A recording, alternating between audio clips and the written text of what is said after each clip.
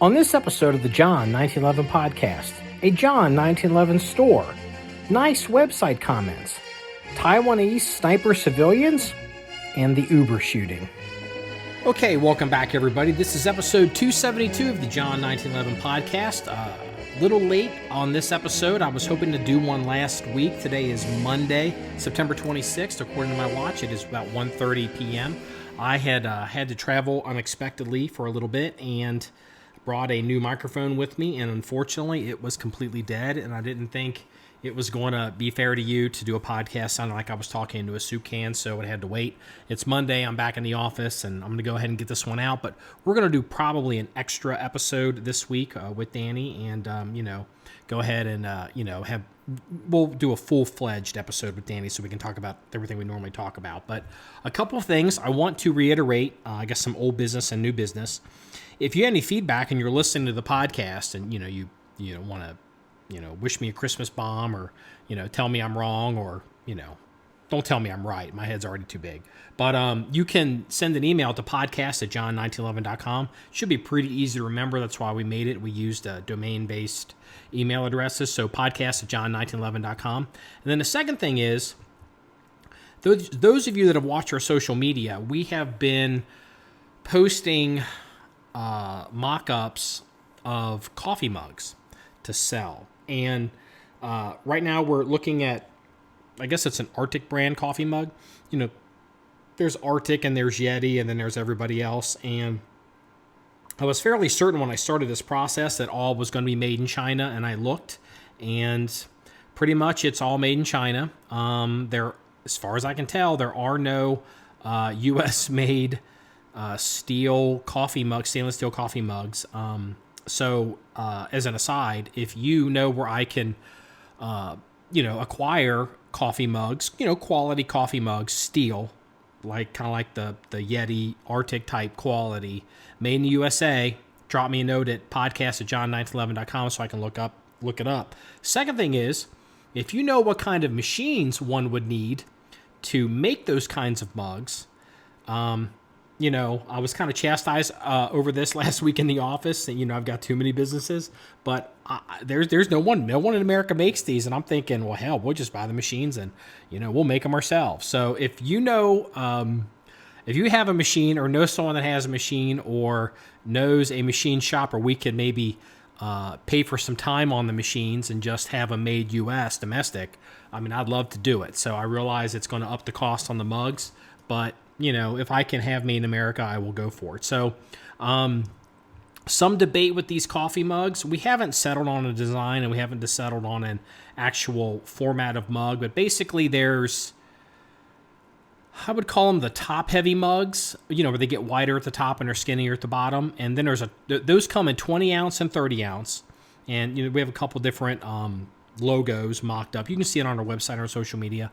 And then there's a second coffee mug that, I guess the first one I just mentioned is called a tumbler, and then the second coffee mug is a 20-ounce straight-bodied coffee mug, kind of like a pipe, and then it has a metal handle on it, and that is a 20-ounce, and that's called a traveler mug. So, if you want to give me some feedback as to what you like or don't like, we're going to have some made anyway for office staff use, and we figured we would just expand the run and see if anyone wanted to buy them. As basically a test because we are opening up a store.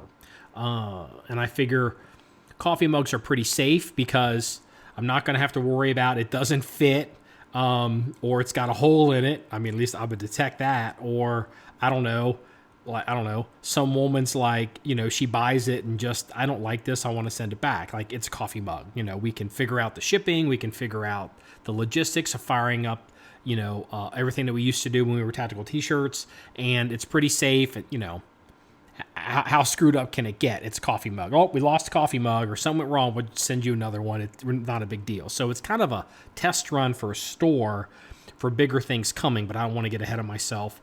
And so I want to go ahead and just get that out there. Give me some feedback if you got it. Greatly appreciate it. Now, second thing is, I guess, old business. The video that I had done cracking open a Springfield Prodigy that what's called? The Springfield 2011, but you can't say 2011 because everyone wants to argue on what a 2011 is. So the Springfield double stack 1911 gun that they just came out with that everybody's having problems with. I posted a video on how to, various ways to crack these guns open if you can't get the gun open. And I don't want to rehash that. But I got some feedback from a guy that was greatly appreciated. It made me feel really good. It came in last week. Actually, last Monday. So it's left on the website. Ronnie, I'm going to read your comment and, just thank you. Quote, Ronnie says, "Lifesaver, just had my Prodigy jam and I was doing the first method and still couldn't get the Prodigy to unjam. Thank God for the third method. Work like a charm. Thank you so much for making this video." So you're welcome, Ronnie. We've got all kinds of, old dog tricks. And if those of you that have seen the video, or maybe those of you who haven't and are now inclined to go look at the video, if you know about the trick, the two-handed trick to crack open guns, yeah, it's not that big of a deal. If you don't know about it, I don't hold that against you, because unless you've actually been trained professionally, structurally, not by grandpa, but actually have gone through professional training where this is an issue, when you're the person that has to be able to maintain your gun at all times, I have no reason to expect the average person would even be remotely familiar with this trick. So, I know especially like the 1911 guys can get a little, they like to do the gotcha game, like I have the secret information and you don't have it and you're a moron and all that kind of stuff. And it's like, and then they start talking about how, I'm an NRA instructor, and it's like, oh God, like it's like, just don't mention that. It's like, it's like saying you used to go to a bathhouse or something. It's like, it is not, NRA instructor does not help your argument. But anyway, thank you, Ronnie. Nice comment. And,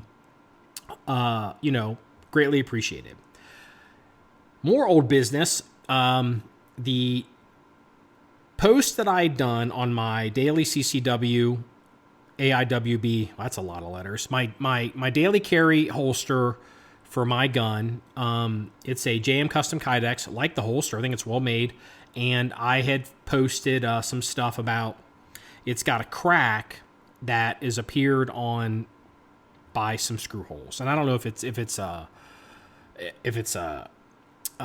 would Doc say it,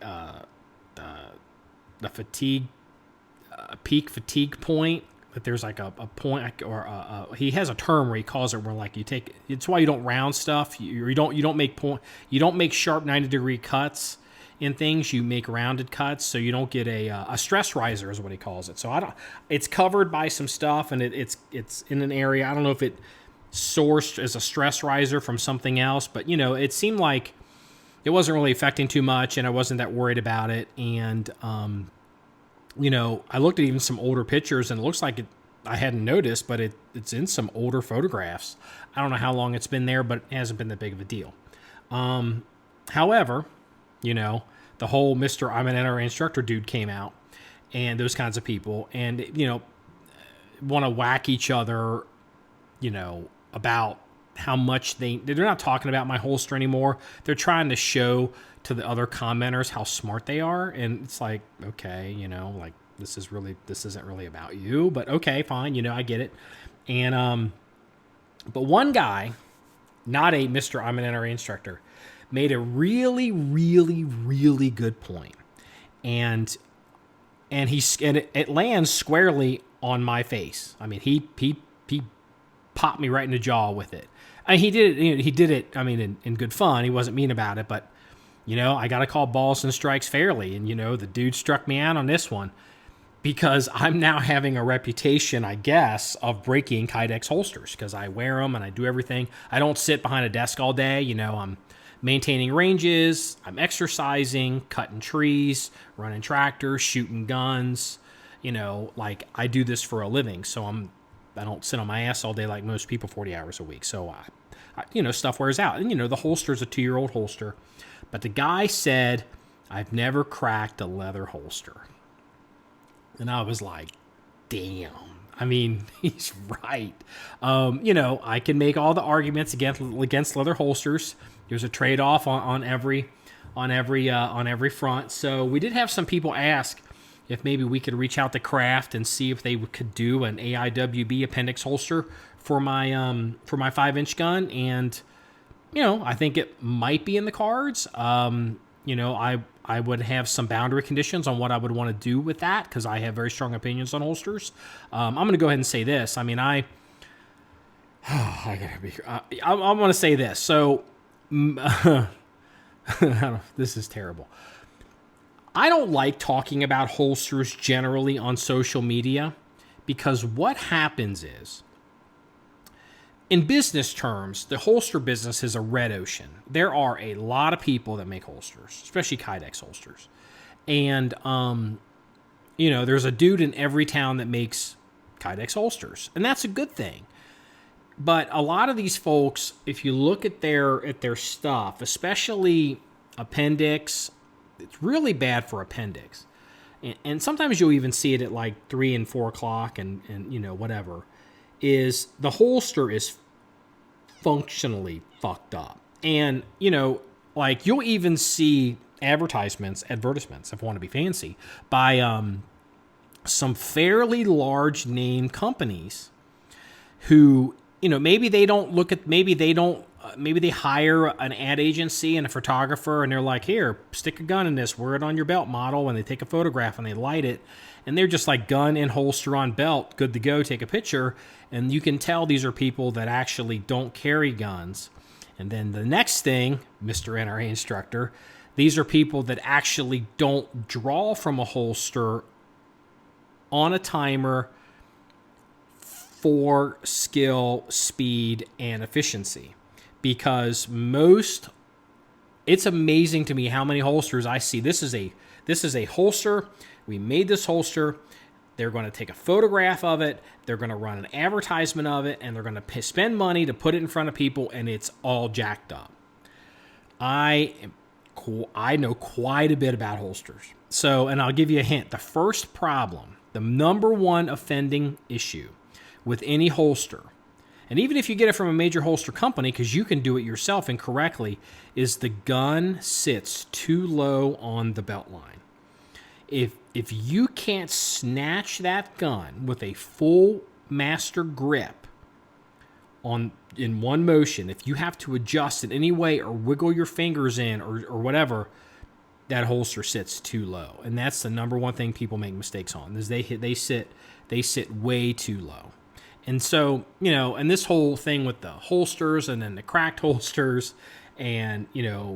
NRA instructor, and, it's like, okay, this comes to another question that comes every once in a while. People will sometimes ask us or ask myself, what is the number one skill that, quote, I can learn at home that would make a difference, for self-defense? Like, what's the drill, or what's the training standard, or what's the, thing? And, there's all kinds of drills out there. The Bill drill, there's, wizard drill. There's more drills than you can shake your stick at. You've got drill, you've got modified drills, you've got Vickers count versions of drills. You can do all kinds of stuff. The number one drill that you should learn as a home gamer, and really if anybody should learn for self-defense, because a handgun is a self-defense weapon, is under stress on a timer, is to be able to draw that gun cleanly from a holster and press out and shoot the shot. You know what? Not even press out, because the situation is you may not press out. You may shoot from a retention position. Dudes, most people who are gun guys, what they do is they fish a gun out of a holster, and then they stand there and they steady their feet, and then they push that gun out and they wait and they line it up and they're doing everything, and then they start shooting. And the thing is, you do that because it's easy. And the hard thing is, and the most dangerous thing you will ever do, is to draw from a holster at speed, at real speed, for a committed first shot, and then when you're done, to reholster and not shoot yourself. So that's where you need to be. And that's why, when I look at a lot of these holsters on the internet, they're jacked up, because you can tell it's the blind leading the blind. Now, I guess for some industry news, if you want to speak honestly about it, I guess I'm circling back a little bit to the Springfield Prodigy. Look, I was traveling. I was out of the office for a few days, and so not that I consume a lot of media, but I would certainly wonder if, you look at all the normal people, gun reviewers, and again, we're not gun reviewers over here, so I don't even know how all that really works. So, gun reviewers who magically on the date that the Springfield Prodigy dropped, all of a sudden they all had videos ready. So they've been sitting on these guns for weeks or months. And everything's great. Like the guns are great, guns shoot great. Oh, how sexy it is, or it's this and all these qualities. And it's, it's the whole thing is, over processed, over produced. Lots of good editing, lots of good video, and when the guns actually hit people's hands, there's notoriously a huge amount of problems with these guns. No one seems to be able to get them to work that well, and I think what my grandfather back in Virginia would say is he would go, son, it looks to me like all these influencers rolled around in that gun like a dog in a dead deer. And I'm like, yes, Grandpa, these, beware of where you get your advice from. I'm not capping on media influencers, but it's like, a promo video talking about a gun isn't a real world use. It's an essential, it is a commercial because there is some kind of compensation. I'm not exactly sure how all that works. Either they're getting paid or they're getting the gun, and then when they're done with the gun, they can sell the gun on Gunbroker, and that's how they get paid. So now, I don't know how all this works as far as disclosing things, but I did learn a few years ago. I remember there was a dog and a dead deer gun influencer who was always had guns for sale on Gunbroker, and it would take a while, but they would come out. It wasn't under this person's actual name, but it was pointed out to me that's, it was like, oh, that's how they get that. Oh, they get paid and they get to keep the gun and they get to sell it. It's like, oh, okay. So, just keep in mind, dog and a dead deer, Springfield Prodigy. I'm sure they're getting cleaned up, but, I would, don't go, you go first. I would wait. So now follow up. We had, I guess, our own little foray into influencer world. We had who did this? We have a travel case. I have a travel case because it's actually mine. It's a travel case for taking guns to the airport, and so it's called the Life Pod 2.0. How did we get that? Oh, I remember. So anyway, yeah, we did technically pay for that, but that's so yeah. So it's not even an influencer thing. It was given to me. So but not what you think. So the Life Pod 2.0. Let me go ahead and set this up. So I'm 51, and I've been traveling with guns for over 30 years. I can't tell you how many times I've taken guns to the airport, and handguns and long guns, mostly handguns.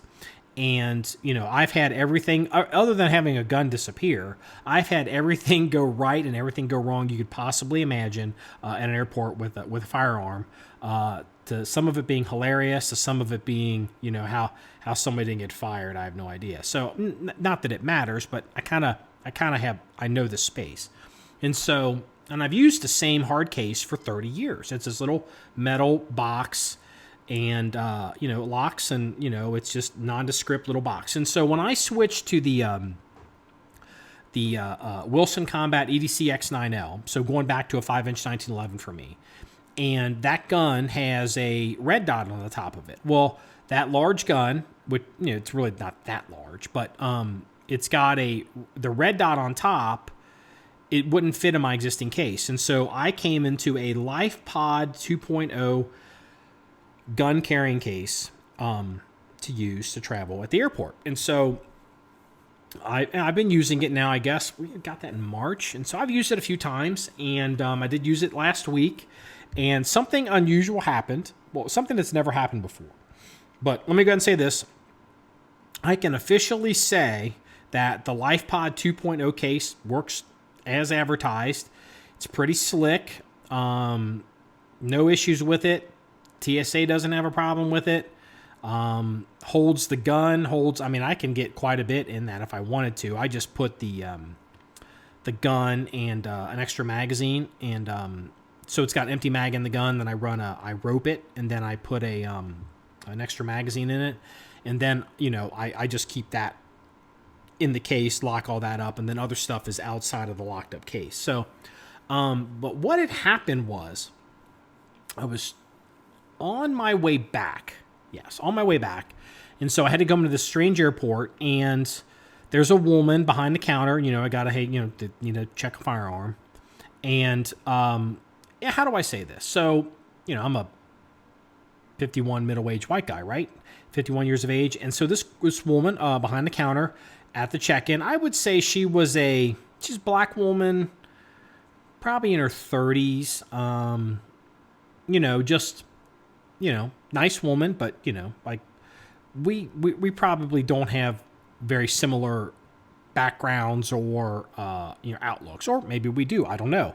Listen to the story. So, go through the process, and every airport can be different, and I don't want to go into all of it because people are going to argue with me like that never happens. It's like it does happen. It changes at every airport. It can change from gate agent to TSA agent. So anyway, this particular airline, this particular airport, they want to see the case.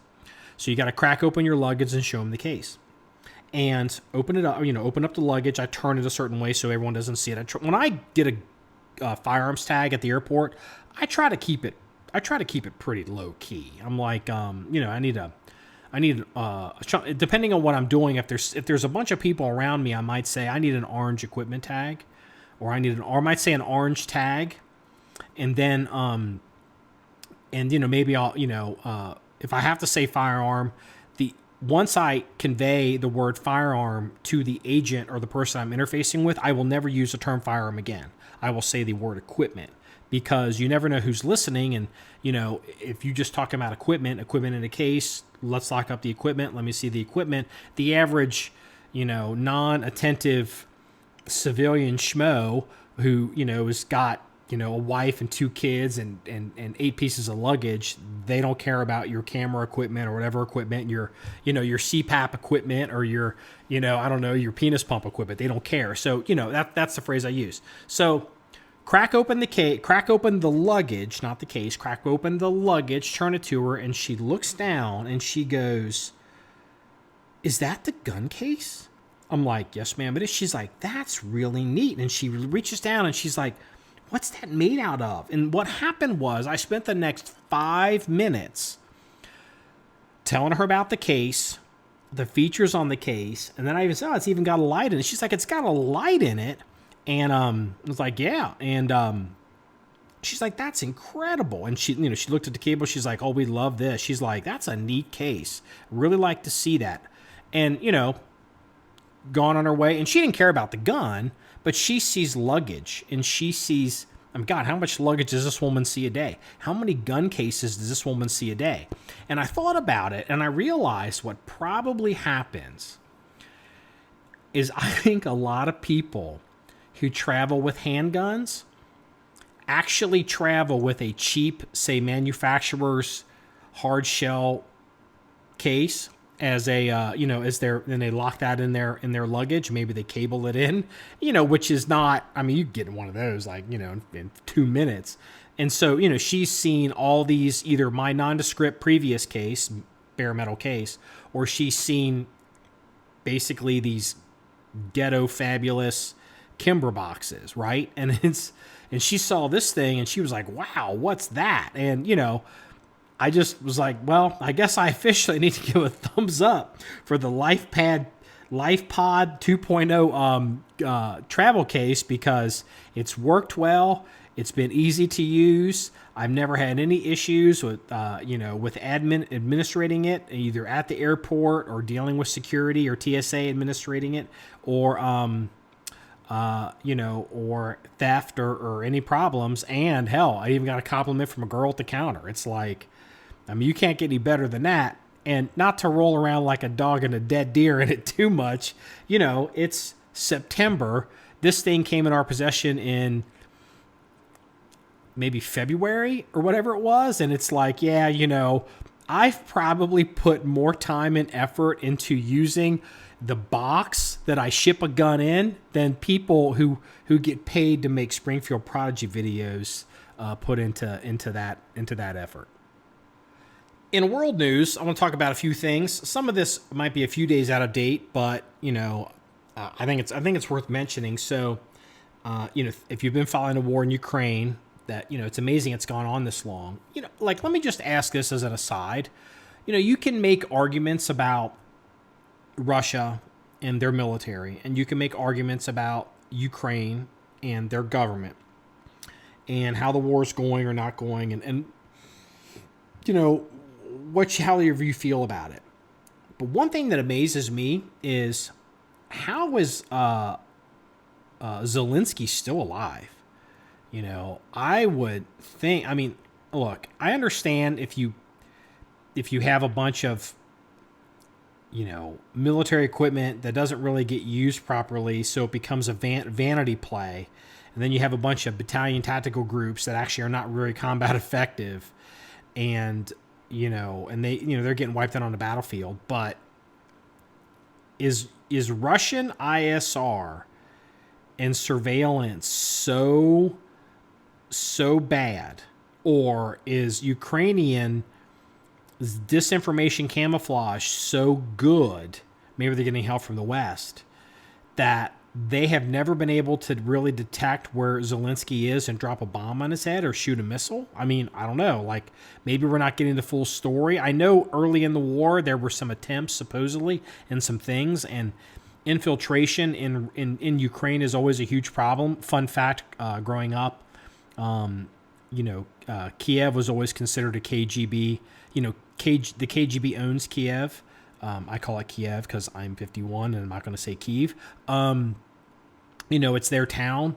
And I just, growing up knowing that Kiev is a KGB town, that Zelensky's still alive, I just can't believe it. So a couple other interesting things.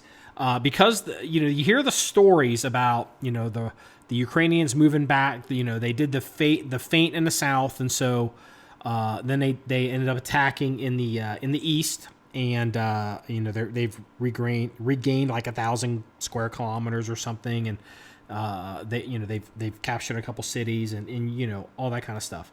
But what doesn't get talked about are all the Ukrainian nationals, and a lot of them could have been Russian sympathizers, or maybe even they were just Ukrainians, who were like, well, out with the old king, in with meet the new boss, same as the old boss. This is what it's going to be. I'm going to be on the right side of history. And all these Ukrainians that have cooperated with the quote occupiers are now full bore running to the border, trying to get ahead of the Ukrainian army coming to liberate them, because I'm sure old Voldemar is going to be making a list and checking it twice. And Lord knows what some of these Ukrainians that cooperated have done. And maybe to save their own necks, but if they're ratting out their neighbors who might be partisans, or, they're, becoming the new mayor of some town that's now technically, Russian occupied Ukraine, and they're doing terrible things to their population, and now all of a sudden you're no longer the mayor, you're just a schmo, and the Ukrainians are coming back, you're hightailing it to Russia. And that's just an interesting story, but that's not the only story of all the people Ukrainians are trying to get out. And even the military people and military families that are fleeing Crimea. The amount of Russia, it's so bizarre to me seeing all these Russian civilians vacationing in Crimea, and then they look up and there's a missile battle going on, and the Sevastopol's getting hit and air bases are getting hit, and they're like, wait a minute, we're not safe here. It's like, just the Russians, like, I took Russian in college, and I know quite a bit about Russians, and at least I used to, and you know, they're just fucking assholes. And it's like just this willful ignorance that they portray. And, you know, it's like these people like, yeah, we go to Crimea on vacation in the middle of this war. It's like, are you out of your freaking mind? So, you know, so there's Ukrainians fleeing from the advancing Ukrainian armies, the traitors, the cooperators.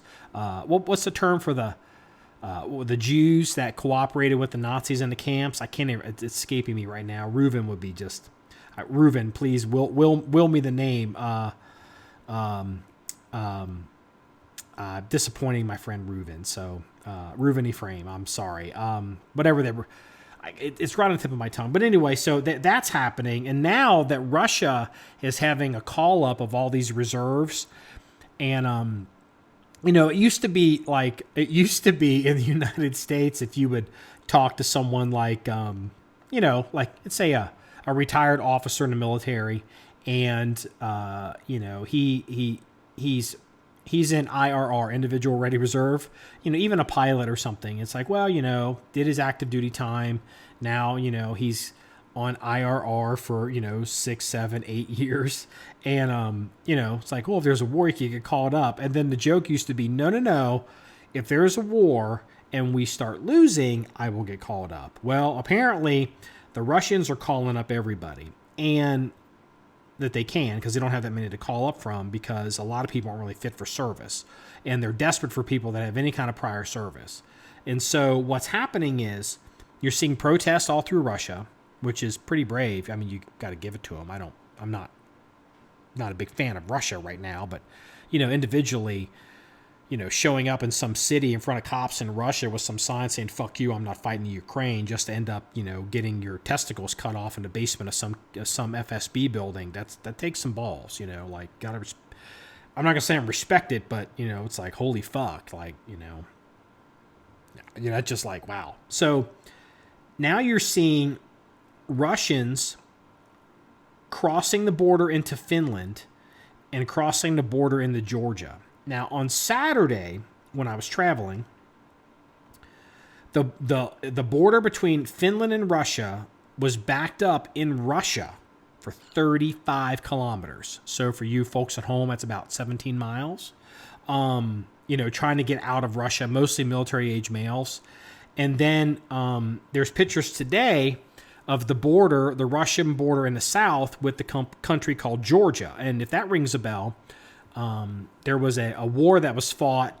The Russians attacked Georgia in 2008, and South Ossetia and Abkhazia. And they grabbed those areas, ethnic Russian areas.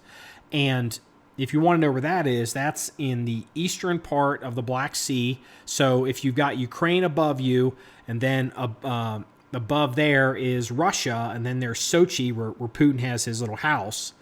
And then you go into a sliver that of Georgia along the coast. That's Abkhazia. And, you know, there's I think there's a port there, too, that comes in real handy. So, you know, the Russians grabbed that, and, you know, they fought a war and almost went to Tbilisi and everything. So, well, you know, there's images of troops pouring across the border in 2008, and now there's images of Russians in civilian cars trying to get out of Russia into Georgia to avoid the draft in 2022. And it's like, again, you know, I mean, the fucking Russians are just, you know, just like Jesus, what a wreck.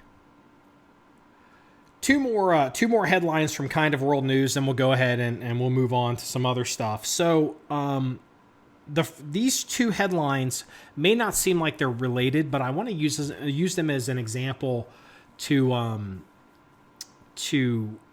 illustrate the difference between good journalism and bad journalism, or journalism that asks questions, or headlines that, you know, actually ask questions and don't take things at face value. So this is going to be the two billionaires segment. I'm talking about two different billionaires. The first billionaire is named Elon Musk, which many of you are familiar with, and the second billionaire name is Robert. I'm going to say it's Sal, Tsao. And Elon Musk lives in the United States. I think he's originally from Australia, and Robert Sal was born in, I guess it was called Peking at the time, or maybe it was Beijing, in 47, right when the communists took over, and then went to Taiwan, and then lives in Singapore. So let's go with Musk first. So there was a headline that made the news in the United States because Musk was visiting with Jay Leno, and I assume it was I'd actually see the segment. I just saw screenshots of it and heard the reporting on it. So I guess it was Jay Leno must have gone to Musk's rocket facility, because I'm certain Jay Leno was being given the tour, not Musk getting the tour of Jay Leno's garage. But I think it was an episode of Jay Leno's garage. And so Jay Leno is getting the tour of all the rockets, and at some point Jay Leno talks about technology and money and IP, intellectual property, or you would know them as patents and copyrights or trademarks. So in this case, it would be patents. And Musk made a comment that everybody just took at face value. And on its face, Musk is lying through his teeth. But Musk knows he's lying through his teeth. But he did this because why not use what he has to do to make himself look a little better? I'm not going to hold that against the guy. What did Musk say? So I would assume Jay Leno was asking him about technology, and Jay Leno was asking him about, designing rocket ships and all this stuff. And about, who owns the technology or the patents, or do you have patents and everything? And Musk says something to the effect, and I'm paraphrasing this, but patents are for losers. Patents restrict innovation and are bad for the world. And so he doesn't have patents on anything. And, that's an argument that can be made by some people. The countervailing argument is, people can't be incentivized to invest in up-and-coming technologies or in innovation if they can't reap the rewards on it. As soon as you invent it, someone can steal it, right? I mean, there's two sides to this. There's two edges to this sword, and if you want it, people got to make money doing it.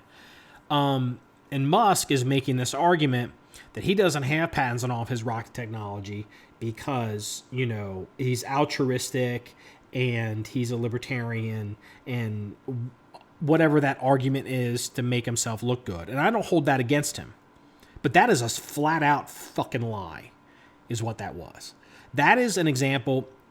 If you read the news long enough and you're educated enough, you got to start to understand when you read something that on its face is not true.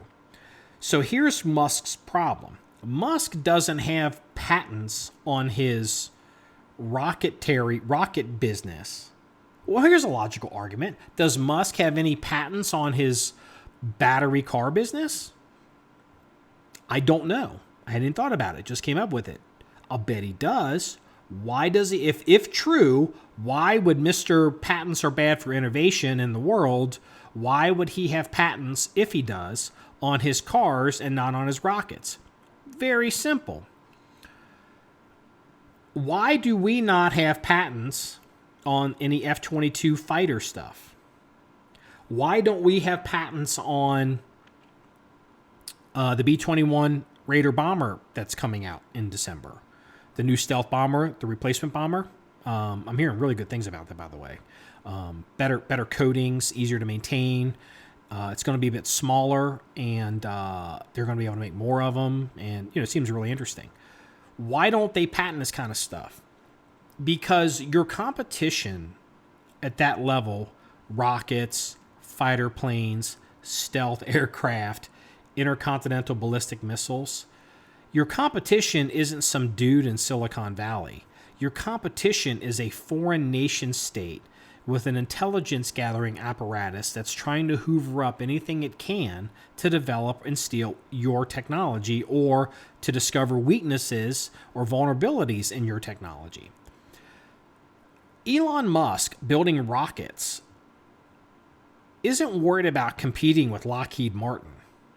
Elon Musk building rockets, big competition are the Chinese stealing all of his shit. And all of a sudden now, exact copies of everything he's done is, now being, with none of the infrastructure or research cost, and all of a sudden, ipso facto blammo whammo, there's a copy of what all his stuff now sitting on some rocket pad, in the South, on the beach in the South China Sea. And that's why he doesn't have a lot of that. And also, Musk has a pretty good relationship with the U.S. military because, I don't know this, but I think it's fairly safe to assume that if the John 1911 Armory decided we had a rocket division at some point in the near future, somebody from the U.S. Air Force and or Space Force is going to show up and want to talk to us. If for no other reason, deconfliction, right? So,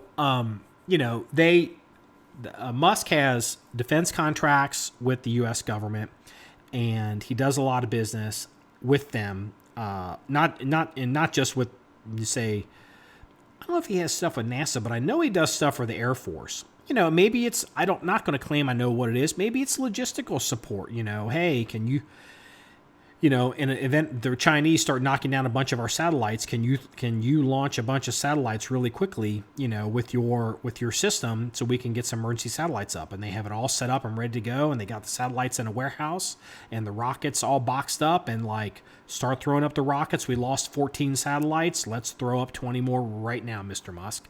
And that check has probably already been written. So when Mr. Musk talks about, I don't have patents because, I think patents are bad and big corporations and blah, blah, blah. It's like, dude, shut the fuck up, you bitch.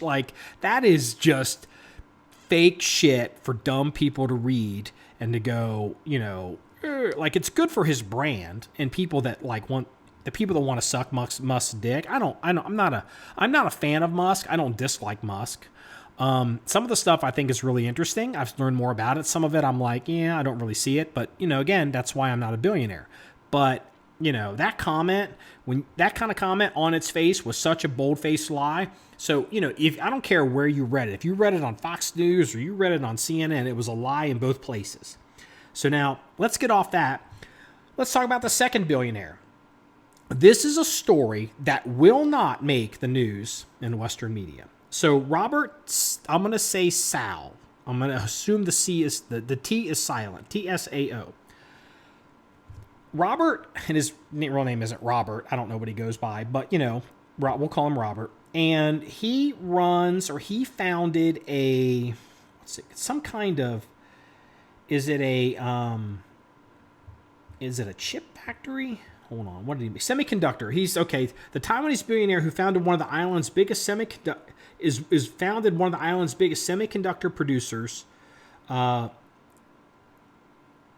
He is known for many years.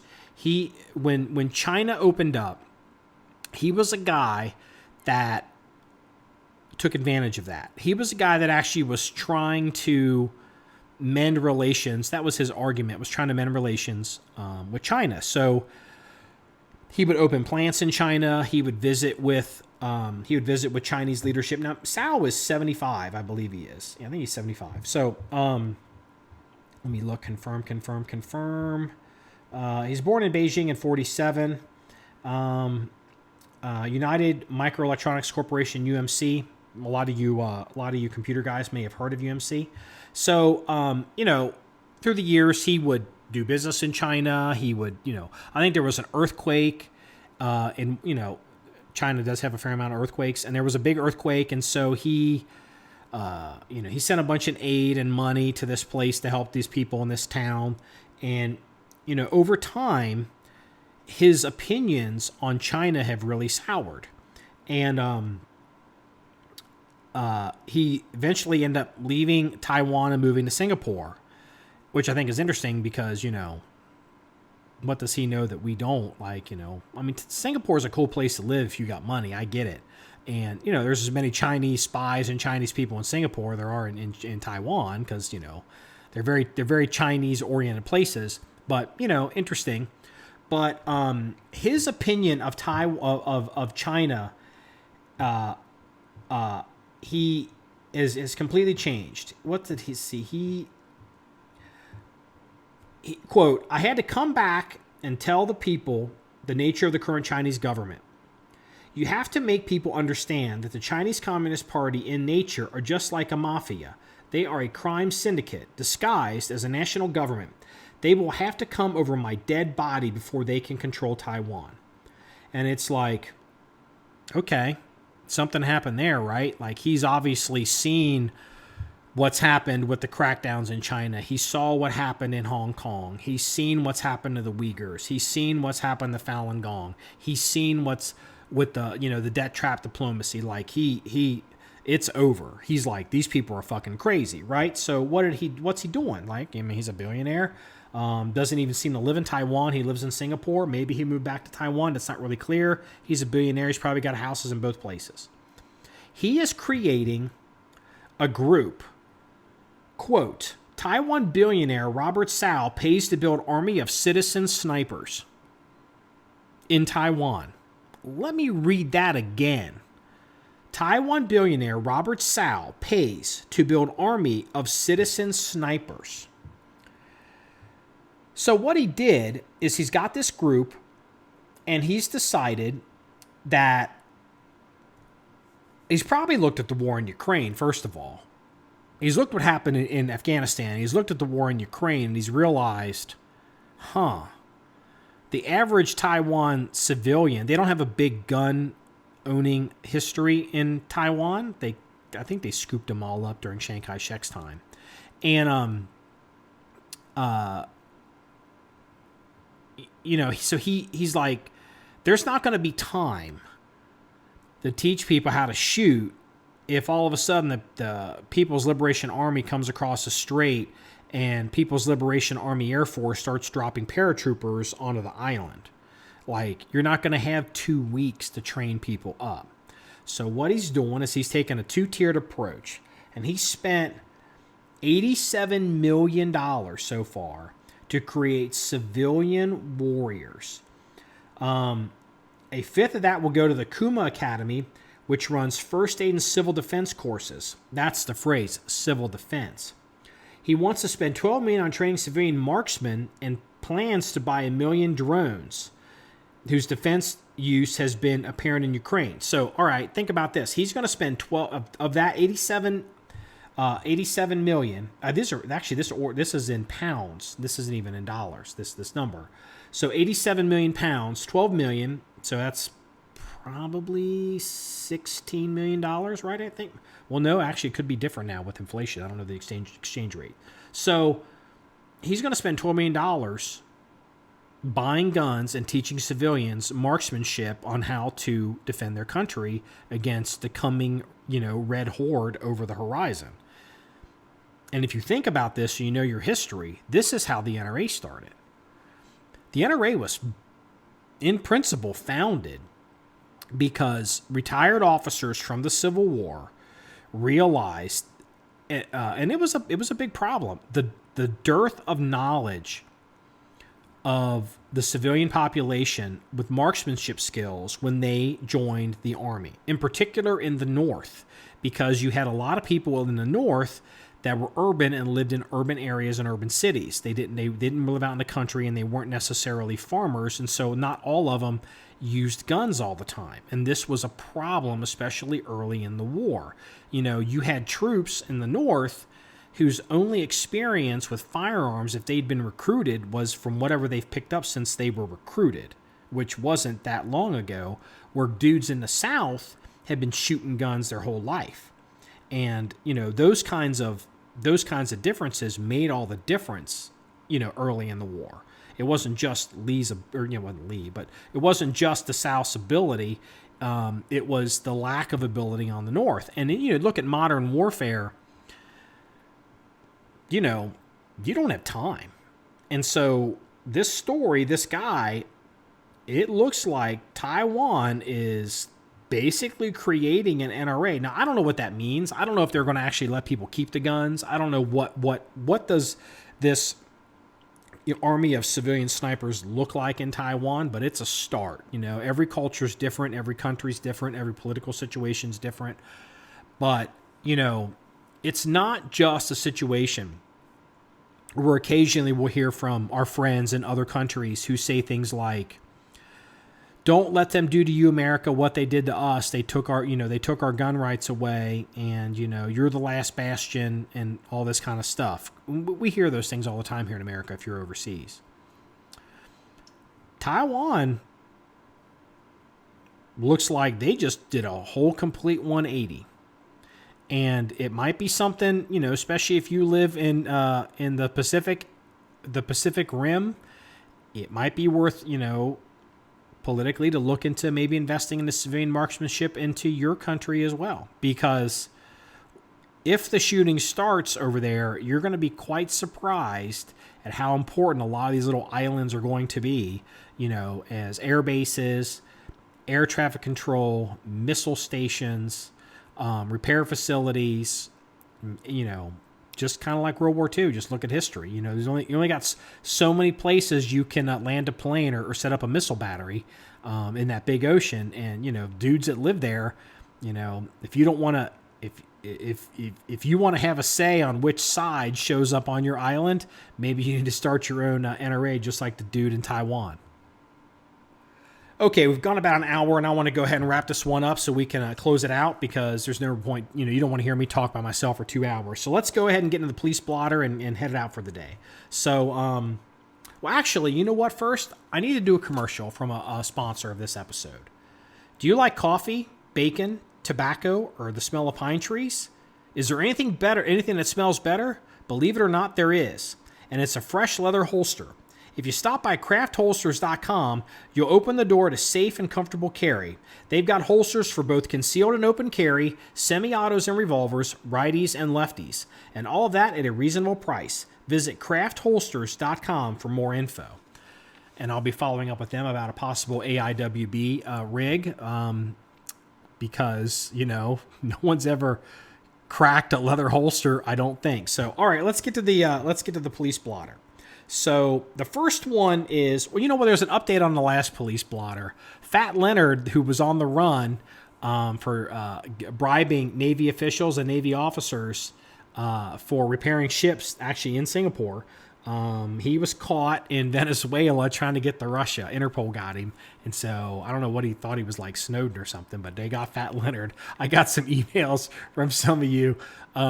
When the news broke, I was traveling, and I was like, yep, old Fat Leonard. So I was into it. So anyway, the first story off the police blotter, tough story, and it falls under the category in life. You don't have to shoot everybody who needs to be shot. Now, I'm not saying that second guessing the situation, because I wasn't there and I don't really have the details exactly. But basically what happened was, in Tampa, a teen, I don't know if that's 19 or whatever. He's a teen. Let's assume he's 19. He's an adult.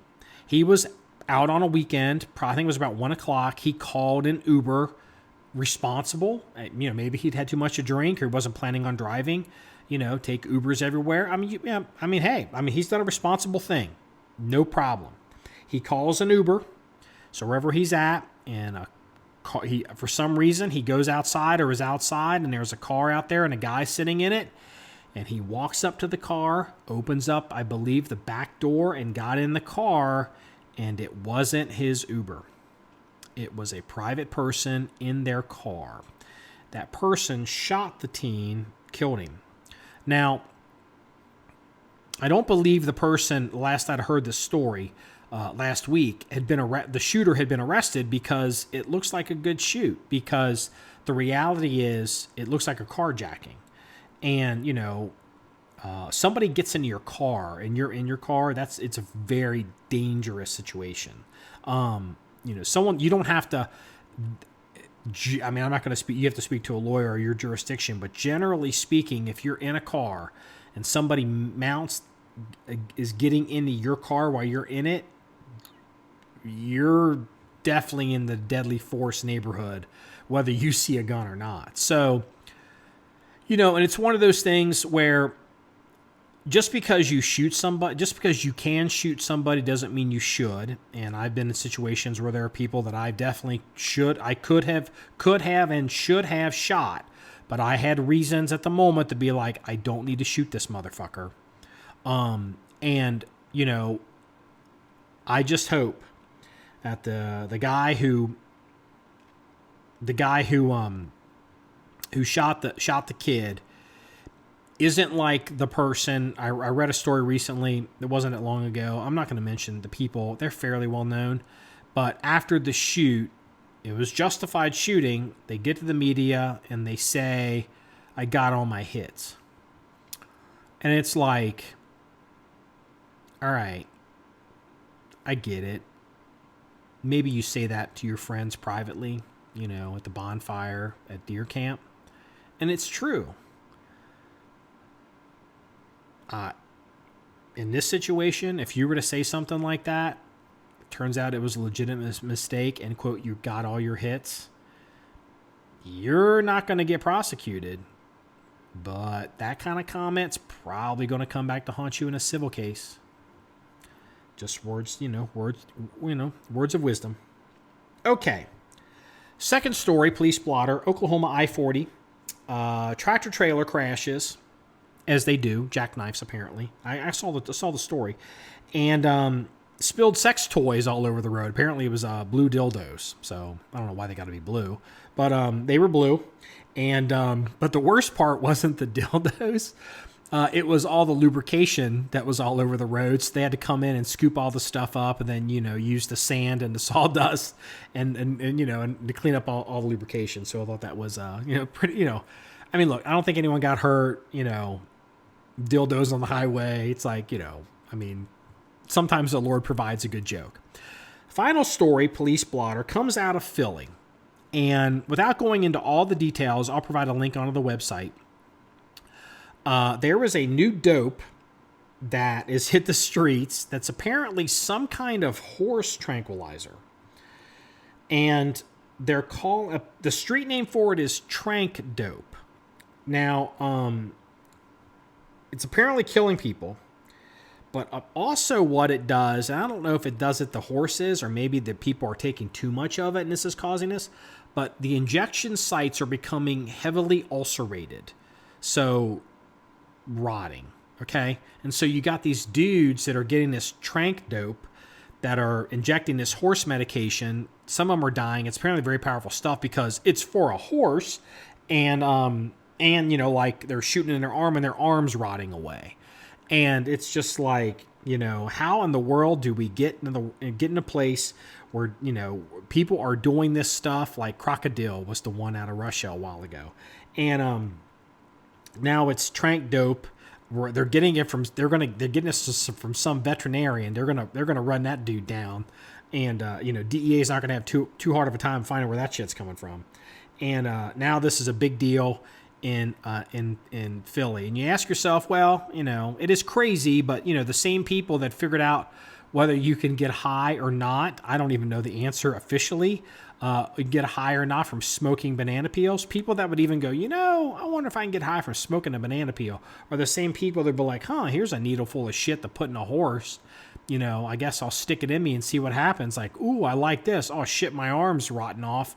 I'm still high. Let's just keep doing it. So, well, that wraps up episode 272 of the John1911 Podcast. If you want to see any more stories or pictures or links of anything we discussed, please go to our website at John1911.com. That's JOHN1911.com. Remember, it's all about shooting guns and having fun. Everybody, have a good day.